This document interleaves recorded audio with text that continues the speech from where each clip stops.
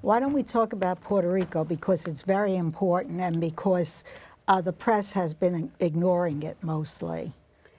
I'm shocked because these people, and I see these other musicians and entertainers, they're putting in their money, which God bless them. And it's nice to do that. I don't know if the Red Cross is involved, which I have mixed feelings about the Red Cross. Me too. Yeah, because for each dollar that you do, I read, each dollar that people donate, 90 cents go to the administration expenses, and 10 cents go to the people that need the help, which I think is not like so well distributed. Number two, but on my readings, I noted that Puerto Rico is an American state. At the end of the day, they're an American soil. Like it or not, they're taxpayers. And in this situation, there's a budget on FEMA designated for disasters. Texas was hit by another hurricane, Louisiana, Florida. I'm sorry for them, and I'm glad that FEMA is helping them. So this next should go to Puerto Rico too. And those people, when you see the images now that the media is not ignoring anymore, it breaks your heart. You're absolutely right. And actually, Puerto Rico, they're citizens. They're U.S. citizens. Yes, they so are. they should be treated the same way any other citizen is treated. I don't know what the relationship is between our president and Puerto Rico, but I think, I'm not really sure, you probably know better, Puerto Rico is mostly liberal. They're not conservative, and that may be why they are not getting help. Can you confirm that? I would say they have a strong, the progressive base in Puerto Rico has a huge base, a big stronghold. And remember, the other day, President Obama freed the gentleman Oscar Lopez Rivera, which he's a progressive, a decent man, but he got the bogus, like phony charges that he was like a terrorist or something.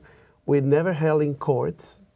So he was illegally jailed. In other words, he's been accused, he was, but yes, never brought to court. But now Obama liberated him. He's not in jail anymore. Okay, so it's possible that Probably. Well, number two, I think the real reason he didn't want to help is that Greg Palast is a journalist, independent Yes. investigator. You know of him? Yes, I do. Great. He did a piece on Puerto Rico also. He said he has a video going around that is about democracy, the best money that democracy can buy. Right. It's a great piece. I have seen some of it.